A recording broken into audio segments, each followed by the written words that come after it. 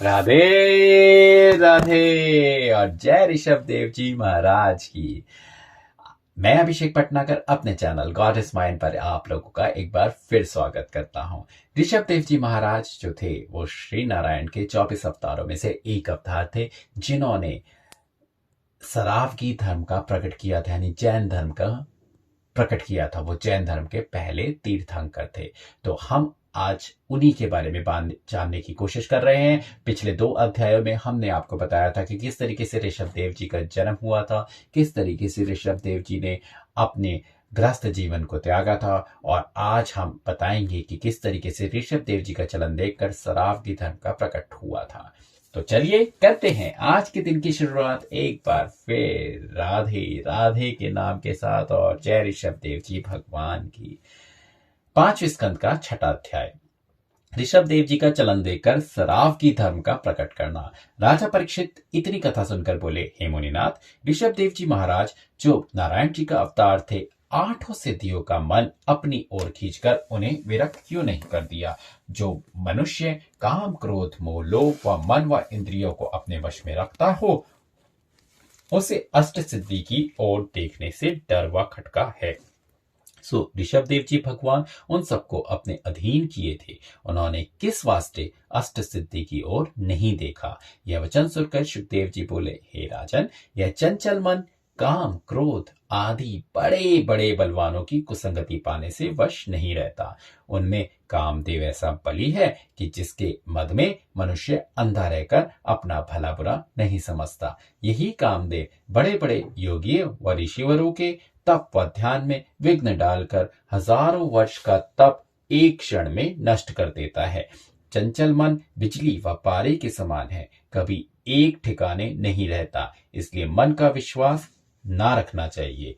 जिस तरह पुंसचली स्त्री अपने पति को भुलावा देकर दूसरे पुरुष के पास जाती है, उसी तरह यह मन व इंद्रिया अष्ट सिद्धि का कुसंग पाने से चैतन्य होकर कुकर्म की इच्छा करती है। यह विचार कर ऋषभ देव जी भगवान ने उनकी ओर नहीं देखा था, जिसमें कामदेव को रोकना ना पड़े।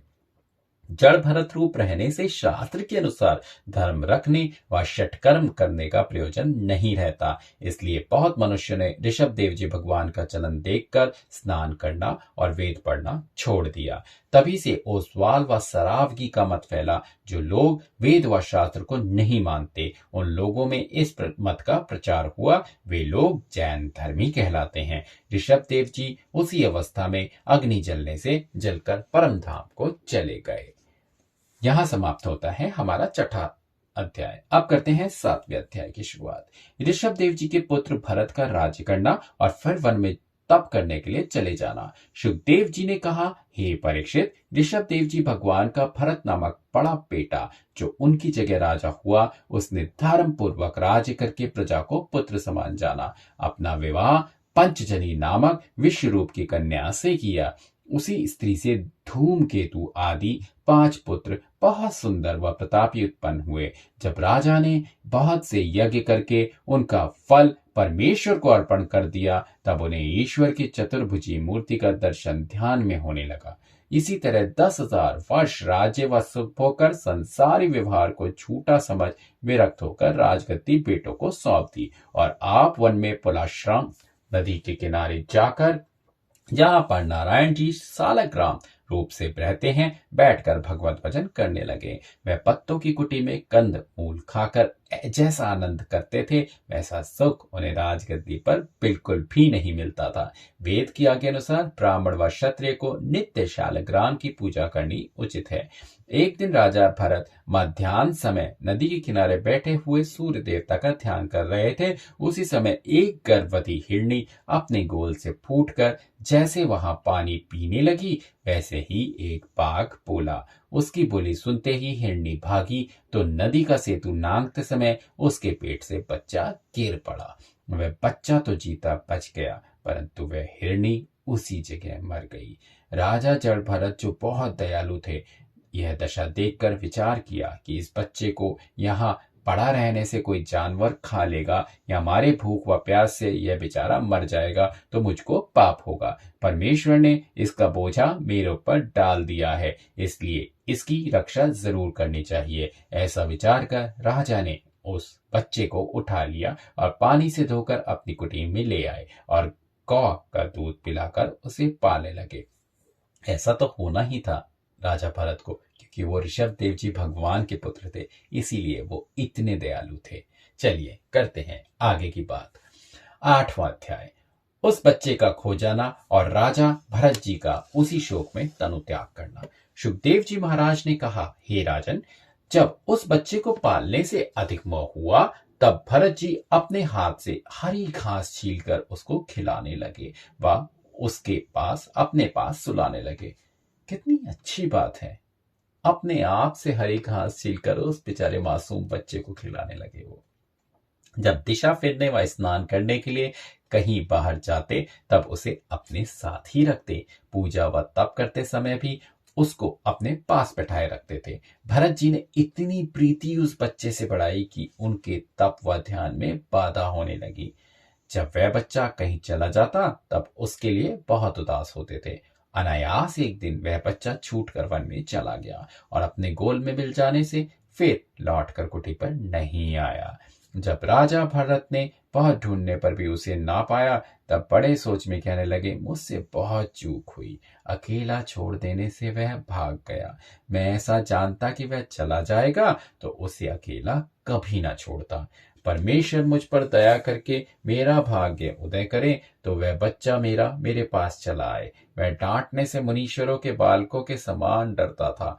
पृथ्वी तो उसे अकेला देकर उठा ले गई, सो मेरे बच्चे को बतला दे वह कहाँ है। जब इस तरह शोक व विलाप करते करते रात्रि हो गई तब राजा ने कहा, चंद्रमा, तुम उस बच्चे को अवश्य देखते होगे, जहाँ मेरा बच्चा हो तुम कृपा करके बतला दो, जिसमें वह मिल जाए, नहीं तो मेरे प्राण निकलने चाहते हैं। जैसा शोक अपने पुत्र के मरने का भी कोई नहीं करता, वैसी चिंता राजा भरत जी ने अपने बच्चे के लिए की। उस दिन स्नान, पूजा और भोजन कुछ नहीं किया और उसी शोक में मर गए। मरते समय उनका ध्यान उस बच्चे में लगा था, इसलिए वे तनु छोड़कर हिरण का जन्म पाया। 9वां अध्याय, भरत जी का हिरण का तन त्याग कर एक ब्राह्मण के यहाँ जन्म लेना।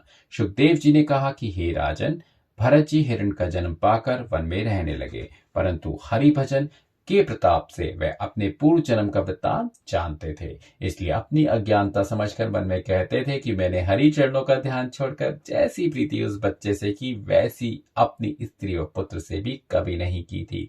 उसके मोह में फंसकर ऐसा नष्ट हुआ कि मनुष्य से हिरण का तन पाया। भरत जी पिछली बात सोचकर किसी हिरनी आदि से प्रीति नहीं करते थे। कहते थे कि नामालूम इनकी संगति करने से फिर मेरी क्या गति होगी।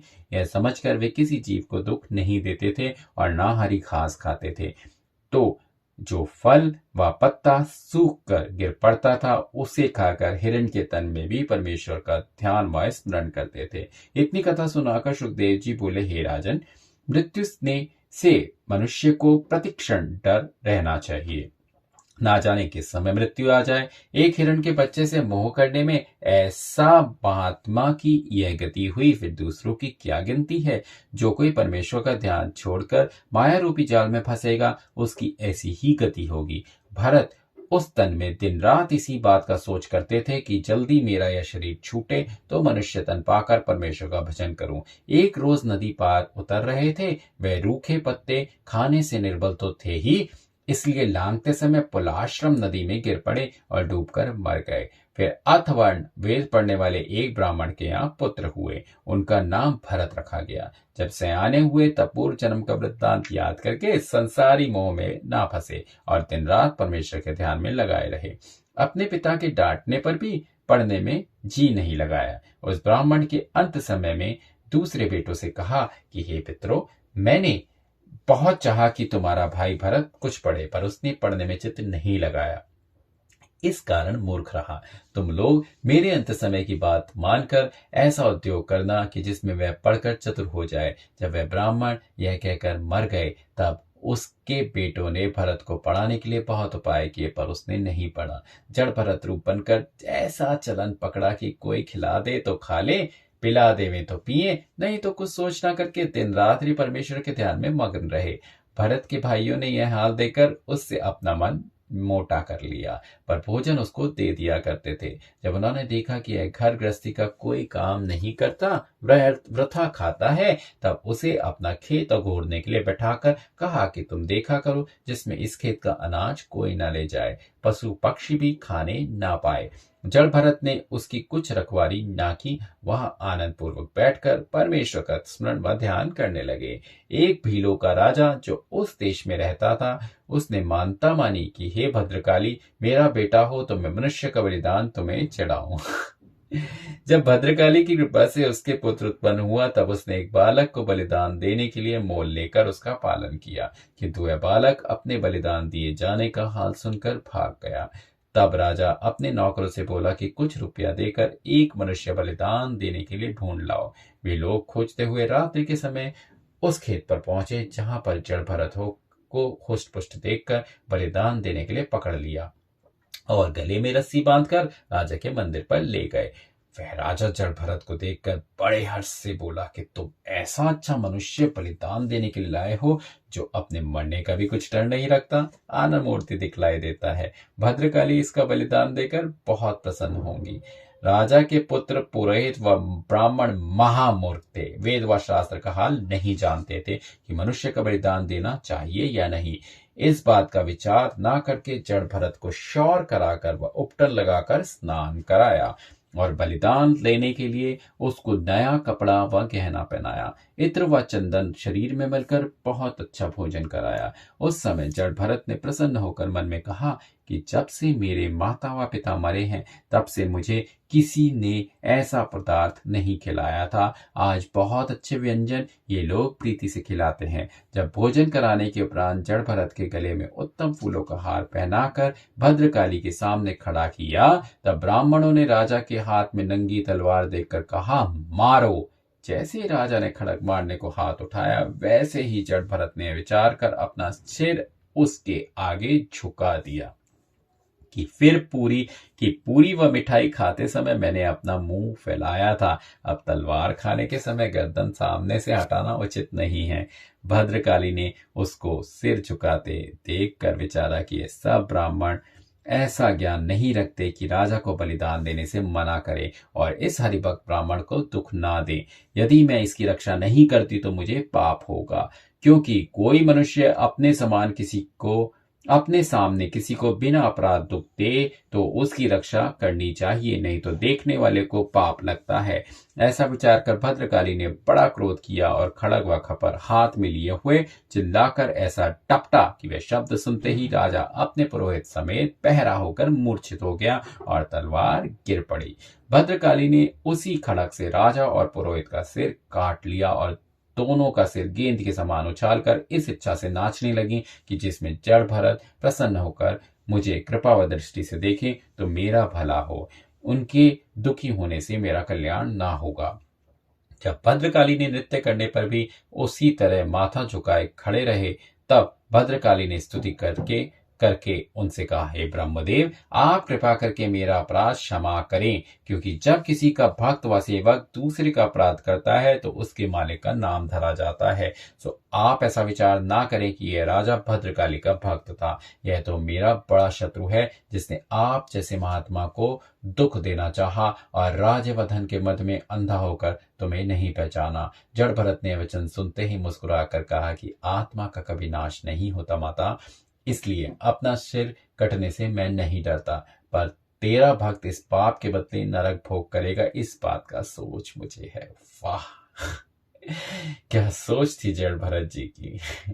जड़ भरत ऐसा कहकर वहां से चले आए। इतनी कथा सुनाकर सुखदेव जी बोले, हे राजन, तुम निश्चय करके जानो कि जो मनुष्य अपना मन परमेश्वर में लगाए रहता है उसे कोई दुख नहीं दे सकता। ये बात बहुत अच्छी आज हमको मालूम हुई, तो इसी बात को ध्यान